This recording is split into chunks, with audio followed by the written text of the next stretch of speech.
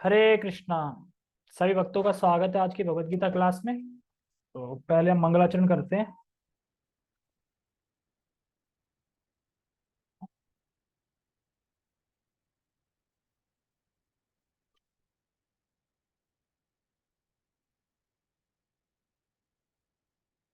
ओम अज्ञानतिमिरान्धस्य ज्ञानञ्जनशलाकया चक्षुरुन्मीलितं येन तस्मै श्रीगुरुवे नमः। श्रीचैतन्यमनोभीष्टं स्थापितं येन स्वयं रूप कदा मह्यं ददाति स्वपदान्तिकम्। वन्देऽहं श्रीगुरो श्रीयुतापदकमलं श्रीगुरून् वैष्णवांश्च श्रीरूपं साग्रजातं सहगण रघुनाथान्वितं तं सजीवम् साधुवेतं सावधूतं परिजन सहितं कृष्ण चैतन्य देवं श्री राधा कृष्ण पादान सहगण ललिता श्री विशाखान्त विशांच। हे कृष्ण करुणा सिंधु दीन बंधो जगतपते गोपेश गोपिका कांता राधा कांता नमस्ते। तप्त कांचन गौरांगी राधे वृंदावनेश्वरी वृषभानुसुते देवी प्रणमामि हरिप्रिये। वाञ्छाकल्पतरुभ्यश्च कृपा सिन्धुभ्य एव च पतितानां पावनेभ्यो वैष्णवेभ्यो नमो नमः। जय श्री कृष्ण चैतन्य प्रभु नित्यानंद श्री अद्वैत गदाधर श्रीवासादि गौर भक्तवृंद। हरे कृष्णा कृष्णा कृष्णा हरे हरे हरे राम राम राम हरे हरे। रामाय रामभद्राय रामचंद्राय वेदसे रघुनाथाय नाथाय सीताय पते नमः। नमो विष्णुपादाय कृष्णपृष्ठाय भूतले श्रीमते भक्ति वेदांता स्वामिनि इति नामिने। नमस्ते सारस्वते देवे गौरवाणी प्रचारिणे निर्विशेषा शून्यवादी पश्चात देश तारिणे। हरे कृष्णा। तो हम शुरू करते हैं नए श्लोक के साथ। और बहुत अच्छा श्लोक है और दो श्लोक हैं एक साथ। तो हम दोनों तो पूरे नहीं कर पाएंगे, कल करेंगे, लेकिन जितना हो सकता है उतना करेंगे। ठीक है। इस श्लोक का लिंक बता देता हूँ। लिंक क्या है इस श्लोक का? देखो, लिंक ये है कि जब भगवान ने चार श्लोक ये बताए कि हम सर्वस्य प्रभा और मत चित मदगत प्राणा और जो प्रीति पूर्वक मेरा भजन करता है उसे मैं बुद्धि योग देता हूँ। जब ये सब सुन के अर्जुन बहुत प्रसन्न हो गए और भगवान की महिमा और सुनना चाहते हैं, तो इसलिए भगवान का गुणगान कर रहे हैं। तो इस श्लोक में, इन दो श्लोकों में भगवान अर्जुन भगवान का गुणगान कर रहे हैं। गुणगान मतलब कि उनका ग्लोरिफिकेशन कर रहे हैं कि भगवान ये है, भगवान वो है, इस तरीके से। ठीक है। क्योंकि जब कोई खुश होता है और भगवान की महिमा सुनता है, जब उसे आनंद आता है, तो वो और चाहता है कि भगवान और बोले और बोले। तो इसलिए भगवान का गुणगान कर रहा है कि ताकि भगवान हमें और बताएं अपनी दिव्यता के बारे में। ठीक है। तो पहले हम इस श्लोक का उच्चारण करेंगे। भगवद गीता यथारूप अध्याय 10 श्लोक क्रमांक 12 एवं 13। अर्जुन वाच परम ब्रह्म परम धाम पवित्रम परमं भवान पुरुषं शाश्वतं दिव्यम आदिदेवमजं विभुम आहुस्त्वां ऋषयः सर्वे देवर्षि नारदस्तथा असितो देवलो व्यासाः स्वयं चैव ब्रवीषि मे। अर्जुन वाचा परम ब्रह्म परम धाम पवित्रम परमं भवान पुरुषं शाश्वतं दिव्यम आदिदेवं जम विभुम आहुस्त्वां ऋषयः सर्वे देवर्षि नारदस्थिता आसितो देवलो व्यासः स्वयं चैव ब्रवीषि में। इसका अर्थ बताता हूँ क्या कह रहे हैं। अर्जुन वाच मतलब अर्जुन ने कहा। परम ब्रह्म, परम ब्रह्म मतलब आप परम ब्रह्म हैं। जैसे हम कहते हैं ना, हमें उस परम ब्रह्म की प्राप्ति करनी है, हमें उस परम ब्रह्म की प्राप्ति करनी है। तो परम ब्रह्म कौन है वो? तो अर्जुन क्या कह रहे हैं? कृष्ण, आप हैं वो परम ब्रह्म। तो परम ब्रह्म कौन है? भगवान कृष्ण है। परम धाम, परम धाम, परम धाम मतलब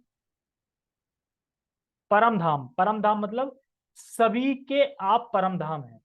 यानी अगर ऐसा कोई धाम है जहां हमें पहुंचना है तो वही परम धाम आप हैं। आपके ऊपर कोई धाम नहीं है, आपका ही धाम है, वही हमें पहुंचना है, वही परम धाम। और या ये कह सकते हैं कि जहां सबका निवास स्थान है। तो जैसे हमारा एक्चुअली निवास स्थान कहाँ पे है, परम धाम वहीं पे है। यहाँ पे तो हम टेम्परेली हैं, ये हमारा परम निवास स्थान नहीं है भौतिक जगत। क्योंकि भौतिक जगत परम निवास का स्थान इसलिए नहीं है क्योंकि ये तो प्रकट होता है, प्रकट होता है और प्रलय आती है और फिर से सृष्टि होती है। तो परम जो धाम है वही हमारा निवास स्थान है। अच्छा, और क्या कह रहे हैं? और कह रहे हैं पवित्रम। पवित्रम मतलब अगर कोई वस्तु पवित्र करने वाली है तो वो आपसे है। कोई भी वस्तु अगर हमें पवित्र करती है ना तो वो आपसे करती है। जैसे कि बताते हैं एग्जाम्पल में, जब हम विष्णु तिलक लगाते हैं, वैष्णव तिलक लगाते हैं ये, तो तिलक लगा के उसमें वो कहाँ से आती है शक्ति, मतलब उसमें वो नाम से आती है। हम बोलते हैं ओम केशवाय नमः। तो ओम केशवाय नमः जो हम बोल रहे हैं वो मैन है। तिलक लगा लिया, तिलक दिख रहा है, लेकिन बोला ना मंत्र। तो वही बता रहे हैं कि जो भी शुद्धि आती है वो आपसे है, आपके नाम से है। तो जो तिलक में शुद्धि आ रही है, तिलक में शक्ति आ रही है, वो भगवान के नाम से है।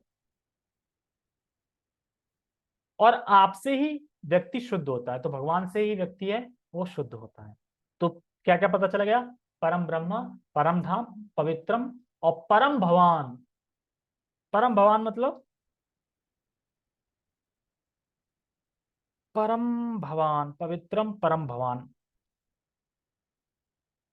अगर कोई वस्तु पवित्र होने वाली है तो वो आपसे ही है, व्यक्ति शुद्ध होता है।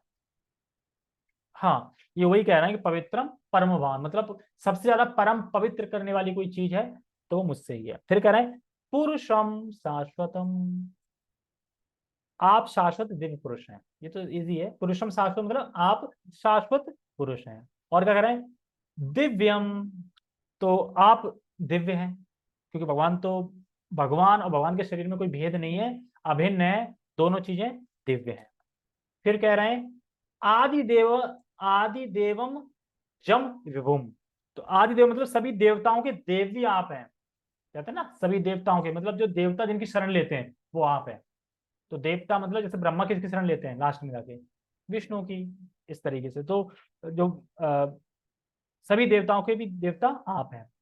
और कह रहे हैं अमजम, आया ना इसमें, मजम, मजम विभुम।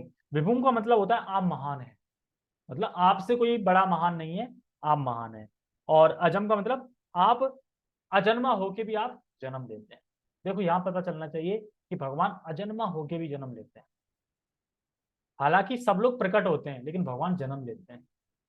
अगर कोई बोले देखो भगवान तो जन्म ले रहे हैं, तो भगवान बोलती है क्या बोला, जन्म कर्म च मे दिव्यम। इसलिए जन्म लेते हैं कि जन्म करके जब लीला करेंगे, उस लीला को कोई तथ्य से जान लेगा तो वो धाम, वैकुंठ, गोलोक धाम चला जाएगा। क्योंकि बाकियों के जानेंगे तो कहाँ जाएगा? मान लो कृष्ण आए ही ना, जन्म लेके ना आए और वो अपने स्वरूप भेजते रहे, तो हम कहाँ जा पाएंगे? वैकुंठ लोक। लेकिन जब कृष्ण के दिव्य कर्म को समझ पाएंगे तभी हम गोलोक वृंदावन धाम जा पाएंगे, नहीं तो नहीं जा पाएंगे, नहीं तो हम वैकुंठ तक ही रह जाएंगे। और वैकुंठ में मैं भागवत में पढ़ रहा हूँ कि वैकुंठ का जो ऐश्वर्य वर्णन जो बताया, कैसे बताया? जो दिति थी, तो दिति ने जब गलत तरीके से पुत्र मतलब उत्पत्ति चाही कश्यप मुनि से, तो जब उन्होंने बताया कि आपने ये गलती कर दी, तो वो बचने के लिए, मतलब बचने के लिए स्तुति करते हैं।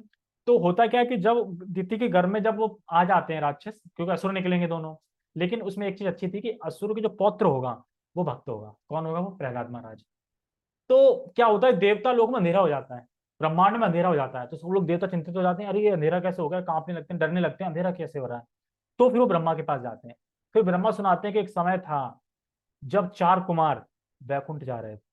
मतलब कैसे आए, मतलब उसके घर में हिरण्याक्ष और हिरण्यकश्यप हुए, वो कैसे आए? तो कहां से बता रहे हैं कि एक समय था जब चार कुमार वैकुंठ की यात्रा कर रहे थे, वैकुंठ जा रहे थे। तो पहले तो पूरा वैकुंठ का वर्णन बताया कि वैकुंठ में सब चीज व्यक्ति है। और जब भौरा गुनगुनाता है ना भगवान को, तो सब सुनते हैं। और तुलसी का एक अलग स्थान है वहां पे, मतलब कोई भी चीज हो, व्यक्ति है और वो दिव्य है। हर चीज किसी से कोई छोटी बड़ी नहीं है, सब चीज वहां पे इंपोर्टेंट है।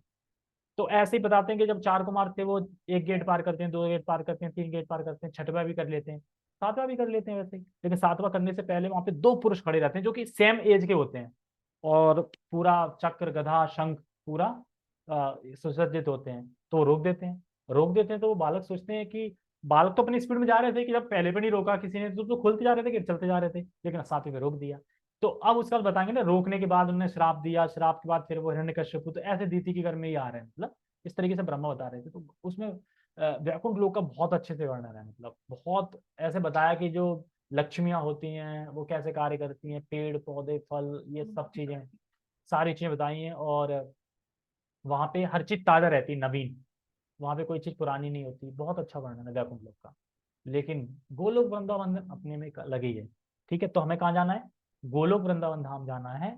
वैकुंठ की प्राप्ति तो देखो, अगर विष्णु फॉर्म में तुम आप समझोगे, उपासना करोगे तो वैकुंठ लोक की मिलेगी, लेकिन अगर कृष्ण फॉर्म में करोगे तो गोलोक वृंदावन धाम मिलेगा। तो क्या कहना है भगवान यहाँ पे? मैं देवताओं का भी जो देवता है वो मेरे मेरे पास ही शरण लेते हैं, और देवता का भी देव हूँ, और जिनका कभी जन्म नहीं होता है, जो जन्म अजन्मा होके भी जन्म लेते हैं, और वो सबसे महान है। ठीक है, तो अच्छा क्या कर रहे हैं अर्जुन? हाँ, दोस्तों, तो इसका मतलब ये है कि इतना गुणगान करोगे इसका? तो कह रहे हैं नहीं नहीं नहीं, तो क्या कह रहे हैं? आहुस्त्वा मृषया सर्वे, सर्वे मतलब सभी, सर्वे मतलब सभी, इस प्रकार से केवल मैं ही नहीं सभी, कह रहा हूं मैं ही नहीं अकेला, इस प्रकार से मैं ही नहीं सभी, मैं आपको अकेले नहीं बोल रहा हूं। अच्छा, क्योंकि मैं आपका मित्र हूं। आप ही तो सारे ऋषि बोल रहे हैं, कह रहे हैं ना, अहस त्वाम ऋषय सर्वे, मतलब सारे ऋषि बोल रहे हैं। अच्छा, कौन कौन से ऋषि बोल रहे हैं, कैसे ऋषि हैं? तो कह रहे हैं देवर्षि, अच्छा, और नारद, और असितो, और देवल, और व्यास, और स्वयं आप भी मुझे बता रहे हो। तो कितने प्रमाण हो गए? देखो, सबसे ज्यादा प्रमाण तो किसका आ गया? नारद जी। देखो, नारद जी एक शुद्ध भक्त हैं भगवान के, जो भक्ति का प्रचार कर रहे हैं। और नारद के जितने भी शिष्य हैं वो सब महान हैं, जैसे कि मृगारी। अब मृगारी की वजह से स्टोरी तो सबको पता ही है, कि जो मृगारी था वो क्या करता था, जंगल में जाके और जानवरों को छुपके मतलब तीर मार के और उन्हें अधमरा छोड़ देता था, और फिर दूसरे को निशान लगाता था, उसको भी अधमरा अधमरा छोड़ देता था, और बड़ा खुश होता था, हाँ बड़ा आनंद आता था। तो उस बार नारद जी वहां से निकल रहे थे, तो वो जब देखते हैं जानवरों की ये दुर्दशा तो बड़ा दुखी होते हैं।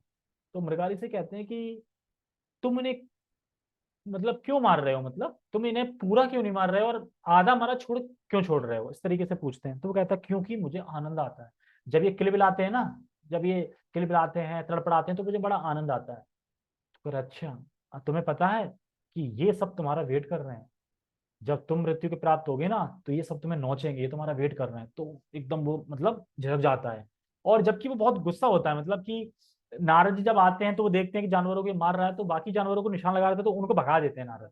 तो बड़ा वो खुश हो जाता है, मतलब नारद जी जब तो बड़ा गुस्सा हो जाता है नारद से। लेकिन जैसे ही नारद जी के पास आता है तो उसका गुस्सा शांत हो जाता है, क्योंकि दर्शन हो जाते हैं नारद जी के। जब नारद जी के दर्शन होते हैं तो व्यक्ति अपने आप ही शांत हो जाता है। तो वो कहता है अच्छा उपाय, उपाय क्या, छोड़ दो ये, छोड़ दें, तो मेरा तो पेशा है ये, मैं कमाता हूँ इसी से, मैं खाऊंगा क्या, उसकी व्यवस्था मैं कर दूँ। ठीक है। तो उसके बाद जब वो नारद जी बताते हैं तो वो अपनी पत्नी को लेके एक जंगल में कुटिया बनाता है और वहीं रहता है, एकदम बढ़िया से नाम जप वगैरह ये सब चीजें करता है और बढ़िया से रहता है। तो ये जब गांव वालों को पता चलता है कि अच्छा, मृगारी जो कि जानवरों को अधमरा छोड़ के मार देता था, मतलब अधमरा छोड़ के फिर बाद में धीरे धीरे मर जाते थे वो, और वो मतलब कि बड़ा शुद्ध व्यक्ति बन गया है एकदम से, और नाम जप कर रहा है, हरिनाम कर रहा है। तो सब लोग उसके लिए क्या करते, खाना पीना सब वहां पहुंचाने लगे, और खाना पीना देखते देखते इतना हो गया, इतना हो गया कि अब बन नहीं रहा उससे। तो वो उसे कह रहा भाई अब मेरे घर में जगह नहीं है, मैं कहाँ रखूंगा। तो उसके बाद जब काफी समय बीत जाता है, एक साल हो जाता है, नाराज जी सोचते हैं कि मेरा एक शिष्य है, चलो देख लूं बचा है कि टपक गया भौतिक भोग में। तो जब वो आते हैं तो जैसे ही वो नारद जी को देखता है मृगारी, और तुरंत उठक उठक के जाता है, उल उल के यहाँ, उल के यहाँ, उल के यहाँ, उल के, और प्रणाम भी नहीं करता है, मतलब।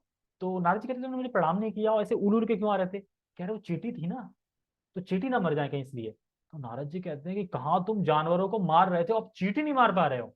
तो पर्वत मुनि कहते हैं कि नारद जी, तुम तो साक्षात मतलब कि एक तरह से मतलब कि किसी व्यक्ति को मतलब स्वच्छ करना हो, किसी व्यक्ति के हृदय में प्रेम देना हो, तुम साक्षात मूर्ति हो एक तरीके से। तो ऐसे नारद जी क्या कह रहे हैं? परम ब्रह्मा कौन है? कृष्णा। नारद जी कह रहे हैं अच्छा। अब कोई बोले अरे वेदों में कहाँ लिखा है, कहाँ लिखा है वेदों में कि कृष्ण भगवान है? अच्छा, व्यास, व्यास ही बोल रहे हैं, वेद किसने लिखे? व्यास जी ने, सारे वेद व्यास जी ने लिखे, राइटिंग किसने करी? गणेश जी ने। तो वेद व्यास तो खुद बोल रहे हैं परम ब्रह्म कृष्ण है। फिर तो क्लियर हो गया ना, अभी भी कोई कंफ्यूज है क्या? तो स्टैंप लग गई फिर ठीक से, ये कृष्ण ही भगवान है। और तो और कौन बोल रहा है? असितो, देवलो, व्यासा और स्वयं स्वयं कृष्ण भी बोल रहे हैं। तो ये कंप्लीटली हो गया कि कृष्ण ही परम ब्रह्म है, जिसको हम परम ब्रह्म बोलते हैं। जैसे इसी में शास्त्र में आएगा कि एक गीता में ओम तत्सत भी आता है। कुछ लोग कहते हैं तुम हरे कृष्णा क्यों कर रहे हो, ओम तत्सत करो, वेदों में लिखा है। लेकिन वो कह रहे हैं ओम तत्सत किसको इंगित करता है? कृष्ण को ही इंगित करता है। अब बताओ कहां जाओगे? ओम तत्सत भी इंगित कृष्ण को ही करता है। ठीक है, तो कहां पे था मैं? तो इस तरीके से देवल, नारद और व्यास देव स्वयं बता रहे हैं, और आप भी मुझे बता रहे हैं, और साधु सभी बता रहे हैं। तो अब हमें यहाँ पे अर्जुन की क्वालिटी समझनी चाहिए। अर्जुन, देखो अर्जुन भक्त थे भगवान के, इसलिए भगवान की बात सुनकर श्रद्धा से स्वीकार कर लिया। मतलब भगवान ने जब बताया ना अहम सर्वस्य प्रभा, 4 श्लोक जो चतुर्थ श्लोक की गीता बताई, तो तुरंत उन्होंने एक्सेप्ट कर लिया कि आप ही परम ब्रह्म है, और प्रसन्नता से तुरंत मुझे निकलेगा परम ब्रह्मा, परम धाम, आप ही परम ब्रह्म हो, परम धाम हो, पवित्र करने वाले हो, भगवान हो। सब चीजें उनके मुंह से निकलने लगी। तो ये भक्ति का लक्षण होता है, जब गुरु से कुछ सीखते हैं हम तो उसे स्वीकार करते हैं, लेकिन प्रामाणिक गुरु, ये देखना पड़ेगा। वरना ऐसे ऐसे गुरु भी हैं कि जो शिष्य कहते हैं कि गुरु जी आप तो साक्षात परम ब्रह्म लगते हैं, तो मतलब तो उसमें कहता है कि अच्छा, तो वैसे आपका रियलाइजेशन क्या है? तो कहता है कि अब तुम बोल रहे हो तो सही है, तुम्हारा रिलेशन तो गलत हो ही नहीं सकता। तो गुरु शिष्य के रियलाइजेशन पे भी निर्भर कर रहे हैं। तो ऐसा चल रहा है, उल्टा सीधा सब खेल चल रहा है। तो अर्जुन की यहाँ जो श्रद्धा है वह अंधश्रद्धा नहीं है। देखो एक ये भी होता है कि अगर मान लो मैं किसी पे श्रद्धा कर रहा हूँ, तो उसका बैकग्राउंड भी होना चाहिए, कुछ पीछे बैकवर्ड भी होना चाहिए। ऐसे नहीं कि मैंने आंखें बंद करके किसी पे विश्वास कर लिया।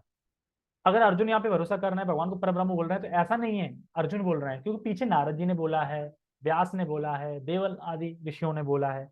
तो ये अंधश्रद्धा नहीं है, ये पक्की श्रद्धा है। तो कृष्ण की कृपा से गुरु मिलते हैं, और गुरु की कृपा से कृष्ण मिलते हैं। ऐसा क्यों? कृष्ण चाहते तो अपने डायरेक्ट ही बुला लें अपने पास? नहीं, कृष्ण गुरु के जरिए ही मिलते हैं, कि ताकि हम सेवा भाव करें, क्योंकि करेंगे तो भजन करके ही मिलेंगे। ठीक है, हम टेक्स्ट पढ़ते हैं। अर्जुन ने कहा, आप परम भगवान, परम धाम, परम पवित्र, परम सत्य हैं। आप नित्य दिव्य आदि पुरुष, अजन्मा तथा महानतम महानतम हैं। नारद, आसित, देवल तथा व्यास जैसे ऋषि आपके इस सत्य की पुष्टि करते हैं, और अब आप स्वयं भी मुझसे प्रकट कर रहे हैं। देखो यहाँ अर्जुन भगवान का गुणगान कर रहे हैं इस श्लोक में, ये तो पता चल रहा है।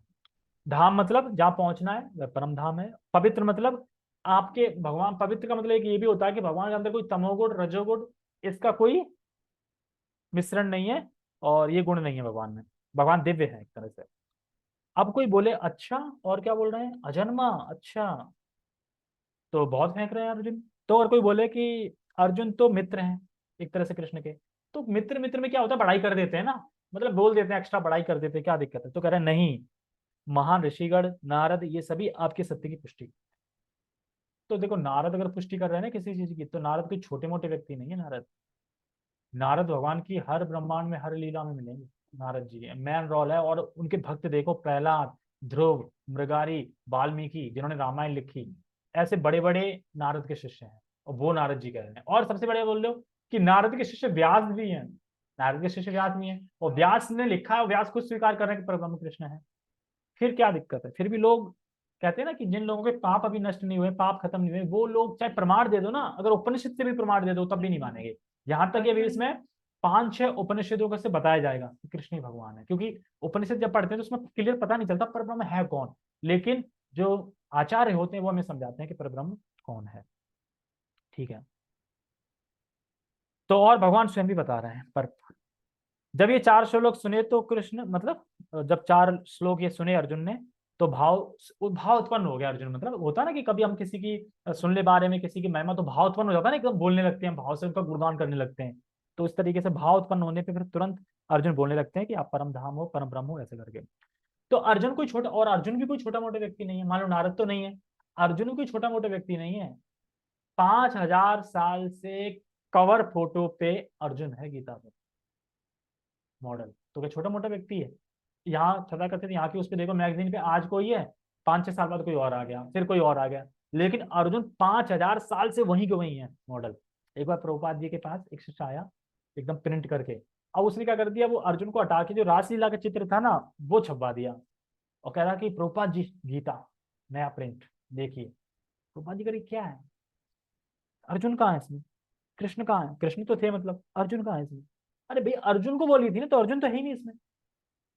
तो वही गीता वही है जिसमें अर्जुन कृष्ण दोनों है, वो गीता है। जिस गीता में अर्जुन कृष्ण नहीं है वो गीता नहीं।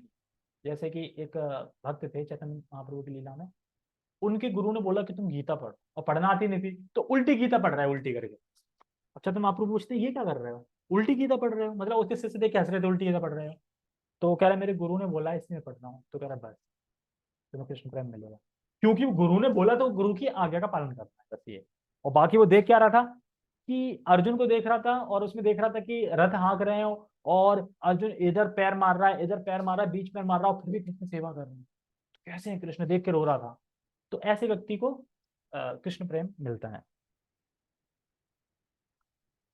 ठीक है, तो लोग कहते हैं कृष्ण परम कैसे, कृष्ण परम भगवान कैसे हो सकते हैं, तो हम क्या बोलेंगे उनसे, क्योंकि अर्जुन कह रहे हैं। अच्छा अर्जुन तो आपका ही आदमी है। अरे भाई अर्जुन मेरा आदमी ना, नारद व्यास तो नहीं है ना, तो नारद व्यास भी बोल रहे हैं। तो पर नारद ने बोला, और नारद नारद के कितने भक्त बनाए, बहुत सारे बनाए नारद ने कहते।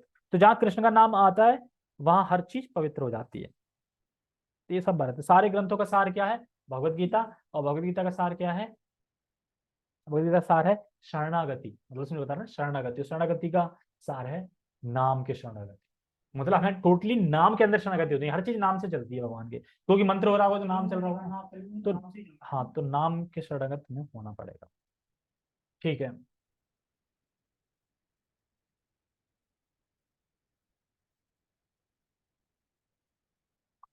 तात्पर्य देखो, तात्पर्य शुरू करने से पहले मैं कुछ उपनिषदों के वो बताता हूँ कि कहाँ कहाँ उपनिषद में बताए गए कृष्ण भगवान है। लिंक तो मैंने बता दिया, प्रसन्न थे बहुत। एक कठोपनिषद में आता है कि सभी वस्तुएं उन्हीं में आश्रय प्राप्त करती हैं, उनसे परे कोई भी नहीं है। तो यहाँ पे कठोपनिषद में एक श्लोक आता है जिसमें बताता है कि सारी चीजें उन्हीं में आश्रित हैं। तो ये व्याख्या कर रहे हैं परम धाम की। परम धाम मतलब सारी चीजें भगवान पे आश्रित है, भगवान पे ही निवास करती हैं। तो कठोपनिषद से एक ये श्लोक बता रहे हैं। और एक तैत्तिरीय उपनिषद में भी है, कहा गया है सत्यम ज्ञानम अनंतम ब्रह्मा। तो ये परम जो है ना, परम ब्रह्मा, उसकी व्याख्या करेंगे, परम ब्रह्म कृष्ण ही है। तो यहाँ अर्जुन के जो वचन है वो श्रुतियों के द्वारा भी पुष्ट होते हैं। मतलब जो अर्जुन बोल रहे हैं वो ऐसा नहीं ऐसे ही बोल रहे हैं, वो श्रुतियों के द्वारा भी पुष्ट हो रहे हैं।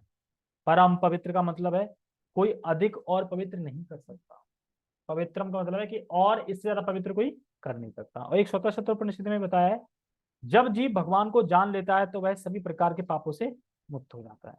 और एक आरण्य उपनिषद में बताया गया कि भगवान सभी पापों के परे हैं और पाप कभी उनको प्रभावित नहीं कर सकते। जैसे कि सूर्य, सूर्य कभी गंदा नहीं होता, जबकि मल को सुखाता है और मल को क्लीन करता है। मतलब जावे ना कीचड़ वीचड़ बारिश में जाता है, वो सूख के कहाँ एकदम क्लीन हो जाता है ना, तो वो कौन सफाई कर रहा है, सूर्य। लेकिन फिर भी क्या सूर्य कभी गंदा होता है, तो उसी तरीके से भगवान है। एक गोपाल तापनी उपनिषद में भी है कृष्ण ही परम देवता हैं जो, हाँ, जो गुणों के परे हैं। तो व्यक्ति को उनका ही ध्यान, आस्वादन, भजन और पूजन करना चाहिए। जितना भी रस है वह कृष्ण से ही आता है। तो गोपाल तापनी उपनिषद में भी है कृष्ण। वैसे गोपाल तो गोपाल की है ना, तो गोपाल कृष्ण है। तो गोपाल तापनी उपनिषद तो कृष्ण ही कृष्ण भरे हुए हैं। फिर भी लोग कहते हैं उपनिषद में कहाँ है। जैसे कहते हैं ना, जब भक्त लोग गए थे ना तो कथा कीर्तन कर रहे थे, तो एक वहां पे आया नास्तिक टाइप का वैसा, मुझसे तुम उपनिषद का कोई भी मंत्र पूछ। अच्छा आपको हरे कृष्ण मंत्र पढ़ना पता है, ये तो नहीं पता। अब कली संतरे उपनिषद में है ना, अब उसे ये नहीं पता, कह रहा कोई भी पूछ लो, और हरे कृष्ण मंत्र नहीं पता। तो ये हरे कृष्ण मंत्र ऐसा नहीं है कि इस्कॉन वालों ने बनाया है, ये है उसमें। ठीक है। इन दो तात्पर्य, इन दो श्लोकों में भगवान आधुनिक दार्शनिक को अवसर प्रदान करते हैं, क्योंकि यहाँ यह स्पष्ट है कि परमेश्वर जीवात्मा से भिन्न है। तो ये तो बात अलग है ना, जीव अलग है और परमेश्वर अलग है, भिन्न है मतलब। ठीक है। इस अध्याय के चार महत्वपूर्ण श्लोकों को सुनकर अर्जुन की सारी शंकाएं जाती रही और उसने कृष्ण को भगवान स्वीकार कर लिया। 8, 9, 10, 11, ये चार चतुर्थी श्लोक गीता है। इसको जो व्यक्ति सुनता है उसे विश्वास हो जाना चाहिए कृष्ण ही भगवान है। और अगर उसे विश्वास नहीं हो रहा है तो उसने फिर गीता नहीं पढ़ी। अगर ये कोई चार श्लोक पढ़ के नहीं समझ पाएगा कृष्ण भगवान है, और स्वीकार कर लेना चाहिए, जैसे कि अर्जुन ने स्वीकार कर लिया ना ये 4 श्लोक पढ़ के कि हाँ आप ही भगवान हो। तो ऐसे अगर हम ये 4 श्लोक कोई भी पढ़ता है तो उसे स्वीकार कर लेना चाहिए कि कृष्ण ही भगवान है। जैसे प्रभुपाद जी एक इंट्रोडक्शन में लिखते हैं गीता में ही कि अगर कोई सैद्धांतिक रूप से भगवान कृष्ण को भगवान स्वीकार नहीं करता तो वह भगवान और गीता को कभी नहीं समझ सकता। अगर कोई सैद्धांतिक रूप से मतलब सिद्धांत के रूप से कृष्ण को स्वीकार नहीं करता तो वो गीता कभी नहीं समझ पाएगा, क्योंकि गीता में है क्या, कृष्ण अर्जुन, और कृष्ण भगवान है और कृष्ण ने बोली, अब इसको ही नहीं स्वीकार कर रहा है तो वो समझ कैसे पाएगा, नहीं समझ पाएगा। तो सिद्धांत तो जरूर स्वीकार करना चाहिए। उसने तुरंत ही उद्घोष किया, क्या उद्घोष किया, आप पर ब्रह्म है।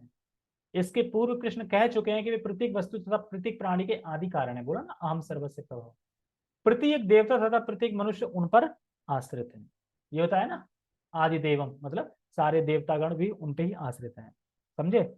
जैसे भगवान ने कहा, भगवान ने ये कहा गया है, सॉरी, भागवतम में ये कहा गया है, जन्मादस्यता, जन्मादस्यता, श्लोक क्या था, जन्मादस्यता चार्थेषु इतना है, भागवतम में प्रथम कैंटो का और प्रथम पहला ही श्लोक, पहले अध्याय का पहला श्लोक है जन्मादस्य। तो जन्मादस्य इता, इसका मतलब क्या होता है, जन्म आदि, और मतलब जन्म आदि का मतलब होता है कि जन्म और बीच में स्थिति उसका पालन करने वाला और प्रलय। तो ये सारी चीजें कौन करता है, जन्मादस्यता मतलब भगवान। अब हम अगर इस जन्म में देखें, न सिर्फ जन्म स्थिति प्रलय, हम जन्म दे सकते हैं, यहाँ पे जन्म दे सकते हैं, ठीक है, पर स्थिति और प्रलय नहीं कर सकते। कर सकते हैं स्थिति, मान लो कैसे बढ़ेगा, कैसे क्या होगा, कैसे, वो हमारे हाथ में, हम सिर्फ जन्म देना दे सकते हैं, स्थिति नहीं कर सकते, प्रलय नहीं कर सकते। भगवान जन्म भी देते हैं, स्थिति भी करते हैं और प्रलय भी करते हैं। जैसे कि छोटे बच्चे होते हैं वो बालू का घर बनाते हैं नदियों के बगल में और फिर खुद तोड़ देते हैं, और तोड़ते ऐसा नहीं कि दुख हो रहा हो तोड़ते थे, बड़ा आनंद आता है तोड़ने में, जितना बनाने में आनंद आता है उतना ही तोड़ने में आनंद आता है। जैसे फॉर एग्जाम्पल, कितने प्रेम से हम गुब्बारे पे हवा फूंक फूंक के लगाते से आते हैं, लेकिन तोड़ने में कितना आनंद आता है। तो ऐसी भगवान है, इस जगत की सृष्टि करते हैं, जन्म स्थिति करते हैं, सजावट देख लिया, सब कर लिया, और प्रलय भी करते हैं, और आनंद भी आता है उनको उसी चीज से। तो इस तरीके से वे अज्ञानवश अपने को भगवान से परम स्वतंत्र मानते हैं, ये बहुत बढ़िया है। देखो, धीरे धीरे धीरे धीरे आपको अनुभव होने लगेगा बोलने में और समझने में कि हर व्यक्ति स्वतंत्र नहीं है। बोलने में और समझने में धीरे धीरे हमें पता चल जाएगा कि हम स्वतंत्र नहीं है, हम किसी न किसी के ना आश्रित होकर कार्य कर रहे हैं, मतलब कोई हमसे करवा रहा है, हम स्वतंत्र होकर कार्य नहीं कर रहे हैं। धीरे धीरे ये चीज समझ में आने लगेगी। अभी समझ में नहीं आ रही है, लेकिन समझ में आने लगेगी। अगर कोई मान लो खराब व्यवहार करे तो जाहिर सी बात है गुस्सा आएगी, लगेगा उसमें चपेट मारो।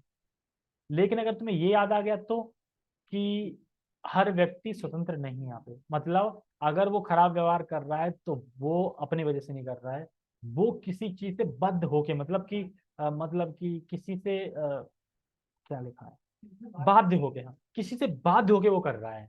तो हम अगर ये चीज करें फिर हमें उस पर गुस्सा आएगा। हम ये समझ लेंगे वो स्वतंत्र नहीं है, वो कर रहा है बाध्य होके, और किससे बाध्य होके, ये जो काल है, काल के द्वारा बाध्य होके वो चीज कर रहा है। जैसे कि हम देखते हैं ना कि कभी कोई चीज एकदम फटाक से ध्यान भूल जाते हैं और फटाक से याद आ जाती है, तो यानी हर क्षण हम भगवान पे आश्रित हैं, समझने के लिए, सुनने के लिए, चलने के लिए, बोलने के लिए, हर चीज है। कोई बोले अरे नहीं, अगर हम पे बहुत सारा पैसा हो तो हम तो स्वतंत्र हो सकते हैं, तो नहीं हो सकता। क्यों? क्योंकि चलो पैसा कहाँ से आया, वही भगवान एक तरीके से। चल किससे रहा है, पैरों से, भगवान ने दिया है। सोच कहाँ से रहा, बुद्धि भगवान ने दी है। सारा किस पे आश्रित है, भगवान पे आश्रित है, आश्रित है हम। तो हमें इससे ये चीज समझनी चाहिए कि हम स्वतंत्र नहीं है, और जो समझता है कि हम स्वतंत्र वो अज्ञानी है। तो यहाँ पे कोई किसी का दुश्मन नहीं है, सब काल के प्रभाव में हो रहा है, नहीं ये समझना है, ठीक है। ऐसा अज्ञान भक्ति करने से पूरी तरह मिट जाता है। कौन सा अज्ञान, कि मैं स्वतंत्र हूं, ये अज्ञान पूरी तरह से भक्ति करने से मिट जाता है। प्रभुपाद जी कितने बढ़िया लगे ना, ऐसा ज्ञान भक्ति करने से पूरी तरह मिट जाएगा। कौन सा ज्ञान, कि मैं स्वतंत्र हूँ।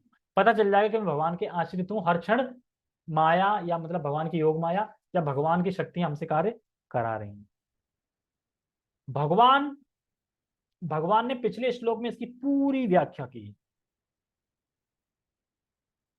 तो हमें पिछले श्लोक में की थी ना इसकी व्याख्या, पिछले श्लोकों में क्या कहते गई थी ना, सारा कुछ हम सर्वस्य प्रभव है, मदगत प्राण मैं ही हूँ, और इसमें बता रहे हैं परम ब्रह्म आप ही हैं, सब कुछ आप पे आश्रित है, तो सारा कुछ बता रहे हैं। तो हमें कृष्ण भगवान, जो कृष्ण भगवान, कृष्ण को पूरे जगत में जनाना है, क्योंकि कृष्ण देखो भगवान है लेकिन लोग जानते नहीं है। लेकिन हमें क्या करना है, भगवान को स्थापित नहीं करना है, भगवान तो स्थापित है, भगवान को कौन स्थापित कर सकता है, नहीं ना। लेकिन हमें भगवान को जनाना है, मतलब कि लोग जाने कि कृष्ण भगवान है, हमें जनाना है उनको, मतलब ज्ञान देना है, बताना है बस। रिपीट, और कैसे जनाएंगे, रिपीट करके। प्रभुपाद जी से कहते हैं ज्यादा होशियारी करने की जरूरत नहीं, ज्यादा उस्ताद बनने की जरूरत नहीं है, जो बोला है कृष्ण रिपीट करो तुम गुरु बन गए। चैतन्य महाप्रभु कहते हैं तारे देखो तारे कहो कृष्ण उपदेश। तो यानी जो कृष्ण ने बताया रिपीटेड बताना है, ज्यादा अपनी होशियारी नहीं करनी है, उस्ताद नहीं बनना है कि अपना कुछ मिला दे। तो प्रभुपाद जी भी ये बोलते हैं कि गुरु बनना कोई मुश्किल नहीं है, बस जो बोला गया है वो बोलना है। तो हमें बस रिपीट करना है। हो सकता है कि कभी ना कभी कोई सुन के भक्त बन जाए। जैसे प्रभु जी बता रहे थे कि मैं फेसबुक पे लाइव कर रहा था, क्लास बता रहे थे ना क्लास में, तो एक व्यक्ति कमेंट करता है कि प्रभु जी आपसे मुझे हरे कृष्णा मंत्र मिला था और आज मैं भक्ति कर रहा हूँ, पुणे इस्कॉन में हूँ। तो पता नहीं चला ना कि कब कौन हरे कृष्णा सीख ले और कब कौन भक्त बन जाए आगे। वो याद रखेगा, पर हमें तो याद नहीं कि किसने सीखा किसने बोला। तो बहुत जरूरी है। ठीक है। अब भगवत कृपा से अर्जुन उन्हें परम सत्य रूप में स्वीकार कर रहा है, जो वैदिक आदर्श के सर्वथा अनुरूप है। देखो वेद तो आज्ञा दे रहे हैं कि कृष्ण भगवान है, पर जब भगवान की कृपा नहीं होगी तो लोगों को समझ नहीं आएगा कि कृष्ण भगवान। इसमें कृपा भी बहुत जरूरी है। कितना भी प्रमाण दे दें, देखो यहाँ लिखा है कृष्णस्तु भगवान स्वयं, सब लिखा, नहीं मानेंगे वो, क्योंकि शास्त्र का प्रमाण सुनकर भी लोगों को विश्वास नहीं होता कि कृष्ण भगवान है। क्यों? क्योंकि उनके पाप नष्ट नहीं हुए। जब उनके पाप नष्ट हो जाएंगे तो वो समझ जाएंगे कि कृष्ण ही भगवान। ठीक है। तो सर्वथा अनुरूप है, यहाँ से हम कल पढ़ेंगे। ठीक है। भक्तों का संग मिलेगा धीरे, हाँ भक्तों का संग मिलेगा तो धीरे धीरे पाप नष्ट होगा, फिर वो समझ पाएंगे। ठीक है। जगत गुरु शीला प्रभुपाद की जय, श्रीमद् भगवद गीता की जय, निताय निताय गौर प्रेमानंदे। हरि हरि बोल।